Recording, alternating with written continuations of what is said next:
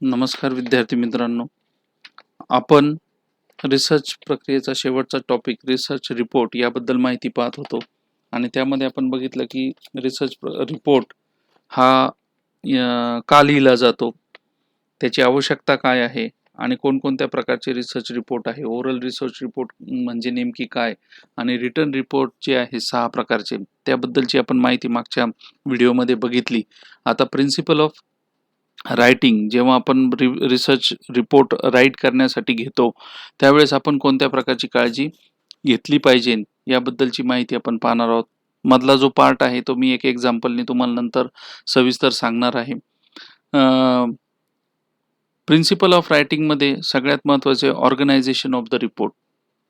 तुमचा जो रिपोर्ट आहे तो ऑर्गनाइज असला पाहिजे. त्याचे चॅप्टर ठरलेले आहे. जनरली 5 थेसिस जर असेल तर तो 5 भागांमध्ये लिहिला जातो. 5 चॅप्टरमध्ये लिहिला जातो. पहिल्या चॅप्टरमध्ये काय आहे, दुसऱ्या चॅप्टरमध्ये काय आहे हे फिक्स असतं आणि त्या स्ट्रक्चर स्वरूपामध्ये जर तो रिसर्च तुम्ही केला तर तो ऑर्गनाइज रिपोर्ट समजला जातो. दुसरी महत्त्वाची गोष्ट, chapters are also divided into more sections. जे चॅप्टर्स आहे, चॅप्टर्स लिहित असताना ते चॅप्टर पुन्हा वेगवेगळ्या सेक्शनमध्ये डिव्हाइड केले पाहिजे. प्रत्येक सेक्शनला हेडिंग्स देणं गरजेचं आहे. पॅरेग्राफ्स योग्य असणं गरजेचं आहे आणि रिसर्च लिहिताना जे top margin, bottom margin, right margin आणि लेफ्ट मार्जिन जे आहे ती व्यवस्थित करायची असते. जनरली फुल रिपोर्ट हा कधीही लिहू नये. योग्य मार्जिन सोडून तो लिहिलेला असावा. स्टाईल ऑफ रायटिंगमध्ये एक महत्त्वाची गोष्ट आहे की स्टँडर्ड इंग्लिशमध्ये तो लिहिला गेला पाहिजे रिसर्च. त्याच्यामध्ये it does not required elegant words, usage and of allusions and allusions. Elegant words म्हणजे काय, ती ग्रेसफुली और स्टायलिश पद्धतीने जे काही मांडलेले जातात. म्हणजे आपलं जी भाषा आहे ती भाषा ही ग्रेसफुली नसावी. मोहक ज्याला आपण मराठीमध्ये म्हणतो, इलिगंट, मोहक, स्टायलिश स्वरूपामध्ये नसावी. तर त्याचं जे ॲपिरन्स आहे हे नॅचरल लँग्वेजमध्ये, स्टँडर्ड इंग्लिशमध्ये असलं पाहिजे. फिगरेटिव्ह लँग्वेज ज्याला आपण म्हणतो, अलंकारिक भाषा, याचा कधीही रिपोर्ट लिहिताना वापर केला जाऊ नये.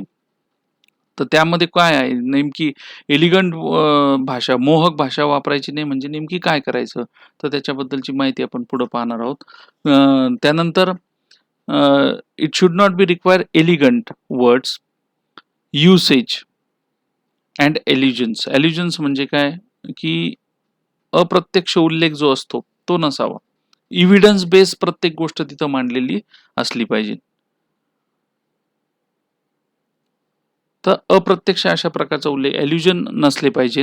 एल्युजन म्हणजे ज्याला एव्हिडन्स नाही, ज्याला जे अप्रत्यक्षपणे मांडलेले आहे, तर असे काही उल्लेख आपल्या लिखाणामध्ये नसावे. It just need a plain disclosure and accuracy, disclosure with accuracy, clarity, coherence, consciousness and conciseness and readability.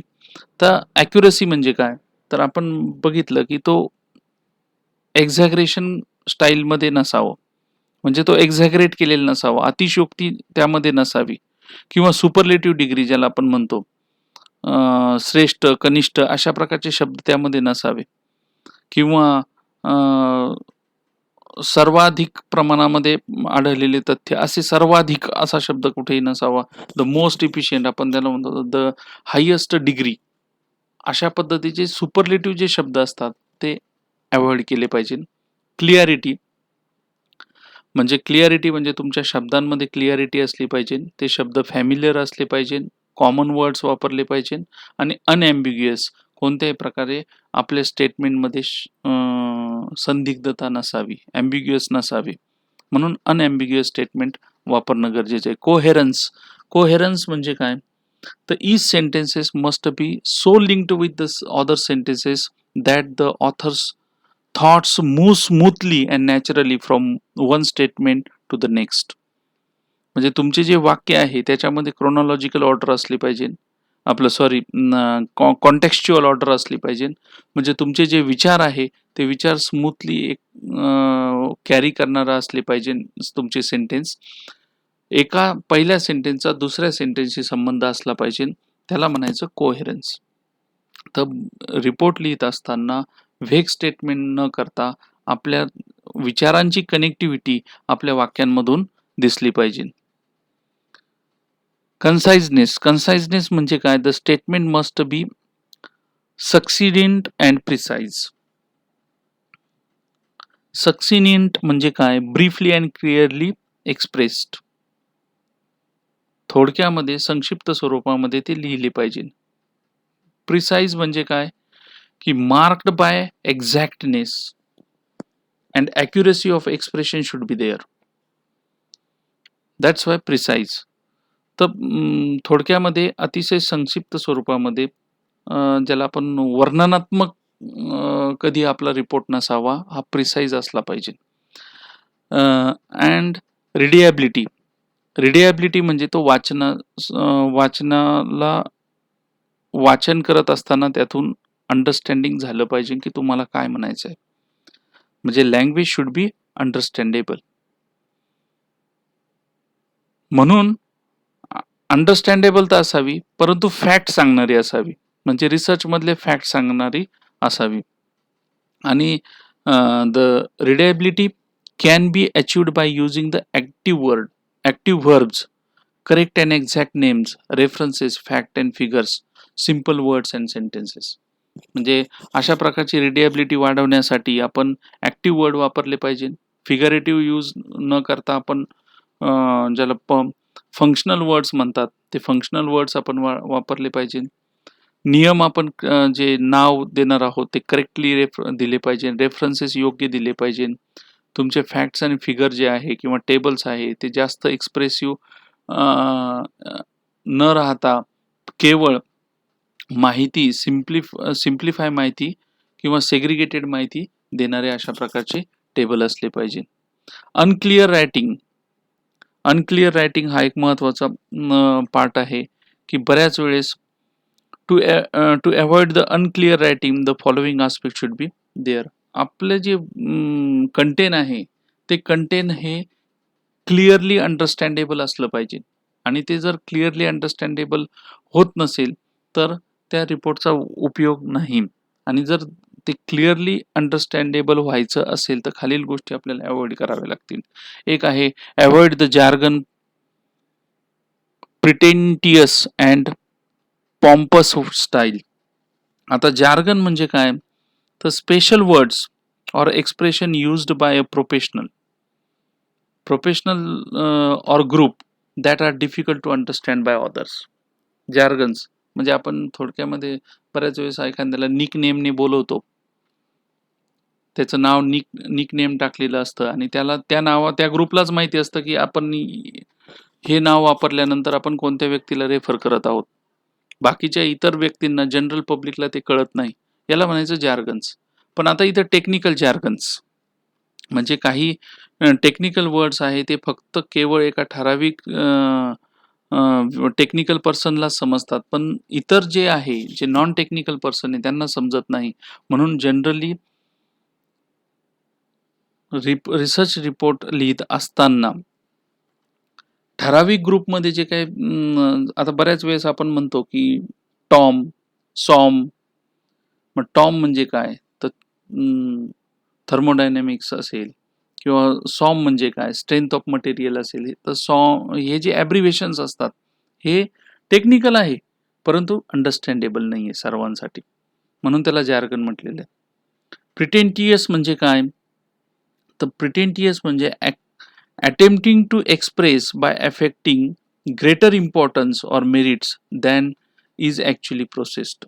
म्हणजे आपल्या मनामध्ये ठरलेलं आहे, आपल्या दृष्टीने तो मुद्दा खूप महत्त्वाचा आहे किंवा आपण ठरवतो की आपल्याला अशा पद्धतीनेच हा रिसर्च लिहायचा आहे, म्हणजे ज्याला आपण सब्जेक्टिव्हिटी टाकतो आणि त्याला खूप इम्पॉर्टन्स देतो. तर असं एखाद्या पॉईंटला किंवा एखाद्या व्हेरिएबलला जास्त इम्पॉर्टन्स देऊन तो रिसर्च रिपोर्ट लिहिला गेला नाही पाहिजे. इक्वल इम्पॉर्टन्स सगळ्या टॉपिक्सला दिला गेला पाहिजे. आणि तिसरं जे आहे पॉम्पस स्टाईल म्हणजे काय? एक्झॅग्रेटली ऑर द सेल्फ इम्पॉर्टन्स, आपल्या दृष्टीने ते कसं महत्वाचं आहे हे मांडण्याचा आपण जेव्हा प्रयत्न करतो त्याला म्हणलेले पॉम्पस स्टाईल, तर हे त्यामध्ये नसावं. तर या 3 गोष्टी आपण जनरली लिहिताना अव्हॉइड केल्या पाहिजे.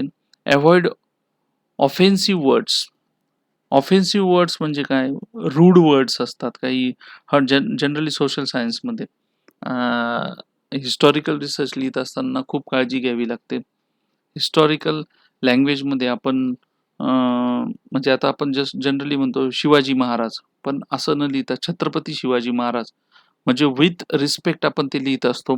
तर हिस्टॉरिकल रिसर्च रिपोर्ट रायटिंग करत असताना जनरली ऑफेन्सिव्ह वर्ड येण्याची शक्यता मोठ्या प्रमाणात असते. तर असे ऑफेन्सिव्ह वर्ड्स नसावे की ज्याच्यामुळं कोणी हर्ट होईल, इरिटेटिंग वर्ड्स नसावे, अनॉईंग वर्ड्स नसावे. तर अशा प्रकारे ह्या गोष्टी टाळल्या पाहिजेत. Omit needless words that cause verbosity. Verbosity म्हणजे काय? आता the fact or quality of using more words than needed.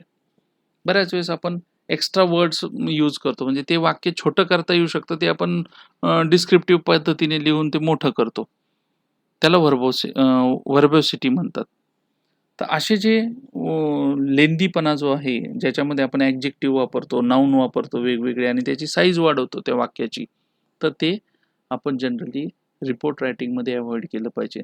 Avoid surplus phrases, म्हणजे authority agrees that, for example त्यांनी सांगितलेलं आहे, म्हणजे कोण काय म्हणालेलं आहे हे डिटेलमध्ये आपण लिहितो आणि अशा प्रकारचे सरप्लस फ्रेजेस वाक्यामध्ये वाढवतो, म्हणजे नंबर ऑफ सेंटेन्स वाढवायचे आहे, आपली फक्त लेंथ वाढवायची आहे रिपोर्टची, म्हणून आपण अशा प्रकारे करण्याचा प्रयत्न करतो, पण ते चुकीचं आहे. Avoid surplus phrases. Avoid abstract words and use the concrete words. अमूर्त abstract words आपण वापरले नाही पाहिजे. कॉन्क्रीट शब्द वापरले पाहिजे, ज्याला फिजिकल डायमेन्शन्स असलेले जे वर्ड्स आहे ते जास्तीत जास्त वापरले तर आपला रिपोर्ट हा जास्त इफेक्टिव्ह होईल. Avoid words that exaggerate such as stupendous, immeasurable, गिगॅक्टिक्स, ऑफुल, डेडफुल. स्टुपेंडियस म्हणजे काय? एक्स्ट्रीमली इम्प्रेसिव्ह, म्हणजे आपण खूप जास्त इम्प्रेसिव्ह वर्ड वापरण्यावर भर देतो आणि मग नवीन नवीन शब्द शोधून ते जास्त कसं व्हॅल्युएबल करता येईल. बऱ्याच वेळेस आपण डिक्शनरी वापरण्याचा प्रयत्न करतो, डिक्शनरीमधले चांगले शब्द आपल्या थिसिसमध्ये टाकण्याचा प्रयत्न करतो, त्यामुळे त्याची जी भाषा आहे ती भाषा नॅचरल राहत नाही. इमेजरेबल शब्द असतात किंवा काही ह्यूज वर्ड्स आपण वापरण्याचा प्रयत्न करतो. तेच मी तुम्हाला सांगितलं की डिक्शनरीमध्ये आपण सिनॉनिमस वर्ड्स वापरण्याचा प्रयत्न करतो आणि त्यामुळे आपला जो नॅचरल फ्लो आहे रायटिंगचा तो राहत नाही. तर अशा प्रकारचे शब्द जनरली टाळावे. त्याच्यानंतरचा जो आहे अवॉइड टॅटोलॉजी ऑर रिपिटेशन्स. बऱ्याच वेळेस आपण एका शब्दाला 2 शब्द जॉईन करतो. For example joint partnership. Joint म्हणजे पण एकत्र येणं आणि पार्टनरशिप म्हणजे पण एकत्र येणं. मग पार्टनरशिप शब्द वापरला पाहिजे, जॉईंट पार्टनरशिप नाही. Partnership itself joint. किंवा रिटर्न बॅक. आता रिटर्न म्हणजे पण परत देणे आणि बॅक म्हणजे पण परत, म्हणून रिटर्न बॅक ऐवजी फक्त बॅक शब्द वापरला पाहिजे किंवा रिटर्न शब्द वापरला पाहिजे. अशा प्रकारे टॅटोलॉजी म्हणजे repeating, say twicely, same words, saying the same things twicely with different words is called tautology. तर अशा प्रकारे हे शब्द सुद्धा आपण अवॉइड केले पाहिजे. म्हणून अशा प्रकारे आपण काय अनक्लिअर रायटिंग, याला अनक्लिअर रायटिंग म्हणजे आपले रायटिंग क्लिअर नाहीये का, तर आपण याचा वापर करतो या सर्वांचा, हे अवॉइड करणं गरजेचं आहे, म्हणजे रायटिंग आपली क्लिअर होईल. नंतर रायटिंग प्रोजेक्ट रायटिंग करताना ग्रामर, स्पेलिंग याबद्दलचे, पंक्च्युएशन मार्क्स याबद्दलचा विचार सुद्धा आपण ॲज पर नॉर्म्स केला पाहिजे. त्यानंतर जेंडरबद्दल बऱ्याच वेळेस आपण चुका करतो, त्या चुका आपल्याला व्हायला नको. जेव्हा डिस्क्रिप्टिव्ह रिसर्च लिहिले जातात आणि किंवा हिस्टॉरिकल रिसर्च लिहिले जातात तर दोन्ही गोष्टी लागू पडत असतील तर मेस्क्युलाइन नाउन्स आपण जे आहे ते वापरणं गरजेचं आहे. World and numericals.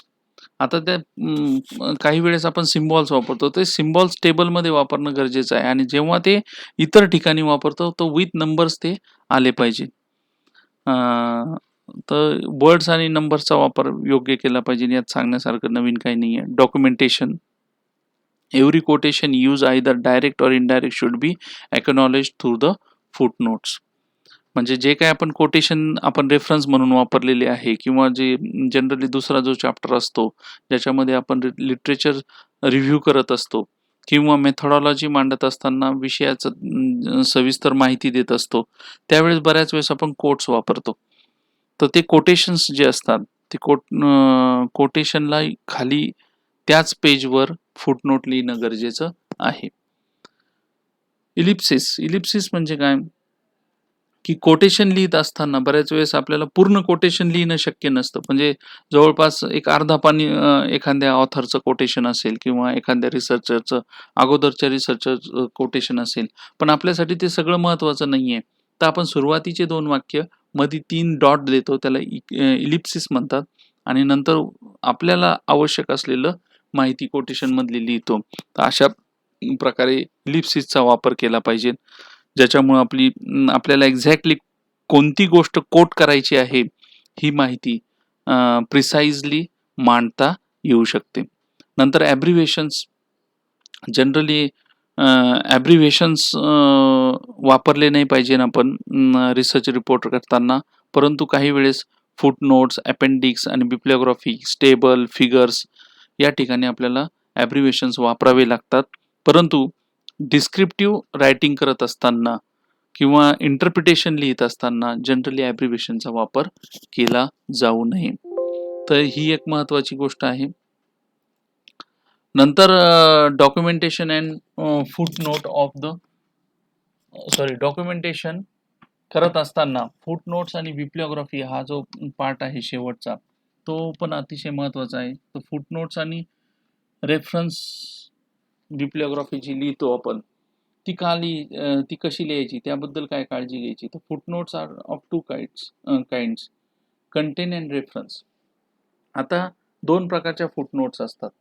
बऱ्याच वेळेस आपण कोट करत असताना आपण बघतो की एक जी असते ती आपण एखाद्या व्यक्तीचं कोटेशन घेतलेलं असतं आणि ते कोटेशन घेत असताना त्याची फुटनोट खाली मांडतो. त्याला म्हणायचं रेफरन्स फुटनोट. पण एखादी गोष्ट, एखादी कॉन्सेप्ट आपण मांडलेली आहे आणि त्या कॉन्सेप्टची व्याख्या आपल्याला सविस्तर सांगायची आहे, तर ती आपण फुटनोटमध्ये मांडलेली असते. त्याला कंटेन फुटनोट्स म्हणतात. म्हणजे footnotes are 2 types, content and reference. तर अशा प्रकारे आपल्याला बऱ्याच वेळेस आपली कॉन्सेप्ट क्लिअर करायची असेल, तर त्या कॉन्सेप्टबद्दलची माहिती थोडक्यामध्ये आपण फुटनोटमध्ये मांडलेली असेल. Either it may be definition or it may be detailed explanation or it may be the characteristics related to that concept. या 3 गोष्टी असू शकतात आणि ते आपण कंटेंटमध्ये मांडलेले असतात. दुसरा प्रकार जो सांगितलेला आहे तो रेफरन्स. रेफरन्समध्ये बऱ्याच वेळेस आपण जे कोटेशन्स करतो त्या ते कोटेशन कुठून घेतलेलं आहे, ते किती व्हॅलिड आहे, त्याबद्दलची माहिती, त्याचा पुरावा आपण त्या फुटनोटमध्ये देत असतो. त्याला रेफरन्स फुटनोट म्हणतात. म्हणून फुटनोटचे हे 2 प्रकार थिसिस लिहित असताना किंवा प्रोजेक्ट रिपोर्ट लिहित असताना लक्षात घेणं गरजेचं आहे. पर्पज ऑफ फुटनोट्स का द्यायच्या? तर नॉलेज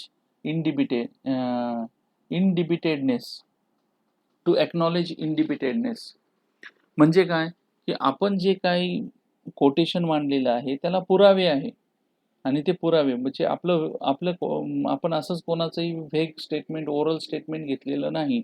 तर ते कोणत्यातरी रिसर्च आर्टिकलमध्ये प्रकाशित झालेलं एका अगोदरच्या रिसर्चरचं कोट आपण घेतलेलं आहे आणि त्याचं एक्नॉलेजमेंट आपण केलेलं आहे, ज्याच्यामुळे कोणताही वाद त्या कोटेशनवर येणार नाही.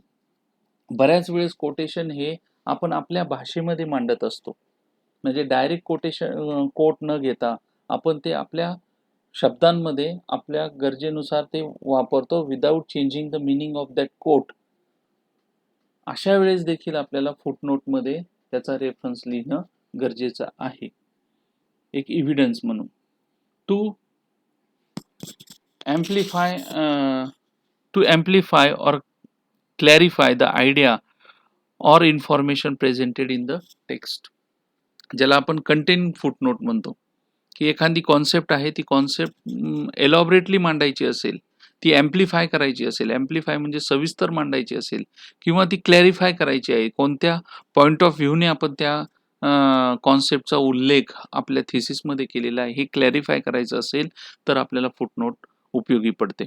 To establish the validity of evidence, naturally पुरावे म्हणून आपण त्याचा फुटनोटचा वापर करतो. To refer the reader for further resources of information on the subject under discussion, ज्याचं डिस्कशन आपण मांडत आहोत त्याच्यावर जर आपल्याला सविस्तर माहिती जर एखाद्या वाचकाला, आपला रिपोर्ट वाचणाऱ्याला जर हवी असेल, तर तो त्या फुटनोटचा वापर करून ऑनलाईन डेटाबेस सर्च करून प्रत्यक्ष ते आर्टिकल पाहू शकतो. आणि म्हणून त्याला फर्दर सोर्सेस बघायचे जर असतील, फर्दर सोर्स ऑफ इन्फॉर्मेशन जर बघायचं असेल, तर त्याला फुटनोट उपयोगी पडतात. To give the original version of material that has been translated in the text, बऱ्याच वेळेस कोट्स असतात ते आपण आपल्या भाषेमध्ये मांडलेले असतात, त्याचं ओरिजिनल कोट काय आहे हे जर बघायचं असेल तर त्यासाठी फुटनोट्स या अत्यंत आवश्यक असतात. To provide cross reference to various parts of the thesis, थिसिसमध्ये आपल्याला काही क्रॉस रेफरन्सेस जर द्यायचे असेल तर त्याचा सुद्धा फुटनोट मध्ये उल्लेख असतो, आणि त्यामुळे त्याचं इन्फॉर्मेशनचं क्रॉस व्हॅलिडिटेशन करण्यासाठी देखील फुटनोटचा वापर होतो. आता बिप्लिओग्राफी ही सगळ्यात शेवटी लिहिलेली असते. थिसिसच्या सगळ्यात शेवटच्या पार्ट हा जो असतो, रिपोर्ट रायटिंगचा जो पार्ट असतो, त्याच्यातल्या सगळ्यात शेवटचा पार्ट म्हणजे बिप्लिओग्राफी. तर बिप्लिओग्राफी मी तुम्हाला सांगितलं की बिप्लिओग्राफी मध्ये फुटनोट पण कंटेंट असतात, एकत्रित केल्या जातात, आणि जे रेफरन्सेस आपण लिटरेचर रिव्ह्यूमध्ये जे आर्टिकल्स रेफर केलेले असतात त्याचे बिप्लिओग्राफिकल डिटेल्स सुद्धा बिप्लिओग्राफीमध्ये शेवटी दिलेले असतात. जनरली ही जी बिप्लिओग्राफी ही अल्फाबेटिकली वापरली अरेंज केलेली असते. बऱ्याच वेळेस काही ठिकाणी टॉपिक वाईज पण बिप्लिओग्राफी असते, कधी कधी जॉग्राफिकल लोकेशन प्रमाणे सुद्धा बिप्लिओग्राफी असते, म्हणजे इंटरनॅशनल रेफरन्स किती, नॅशनल रेफरन्स किती, अशा पद्धतीने पण सेग्रिगेशन केलेलं असते, किंवा इतर काही प्लॅन असतो त्याप्रमाणे बिप्लिओग्राफी अरेंज केलेली असते. तर बिप्लिओग्राफी लिहिण्याच्या ज्या पद्धती आहेत त्या अनेक वेगवेगळ्या आहेत. सोशल सायन्समध्ये मी सांगितलं अमेरिकन सायकोलॉजिकल असोसिएशन या पद्धतीने जनरली बिप्लिओग्राफी लिहिली जाते. इंजिनिअरिंग क्षेत्रामध्ये जेव्हा थिसिस लिहिला जातो तो IEEE फॉर्मॅटमध्ये बिप्लिओग्राफिकल स्टाईल लिहिलेली असते. काही सोशल सायन्सच्या काही जर्नल्स जे असतात, किंवा काही विद्यापीठाने शिकागो बिप्लिओग्राफिकल स्टाईल वापरलेली असते. तर ह्या these are the three famous bibliographical style: American Psychological Association, Chicago bibliographical style, आणि IEEE टेक्निकल थिसिससाठी IEEE फॉर्मॅट असतो जो बिप्लिओग्राफीचा, तो वापरलेला असतो. तर अशा प्रकारे रिपोर्ट रायटिंग लिहित असताना कोणकोणती काळजी घ्यायची आणि काय कोणते मुद्दे आपण कन्सिडर केले पाहिजे याबद्दलची माहिती आपण या व्हिडिओमध्ये बघितली. आणि अशा प्रकारे हा जो टॉपिक आहे, ह्या टॉपिकची थेरॉटिकल माहिती आपण इथं संपलेली आहे. एक जो व्हिडिओ बनवला जाणार आहे त्यात प्रत्यक्ष थिसिस आणि आर्टिकल कसे असतात याचं प्रेझेंटेशन मी करणार आहे. Thank you very much.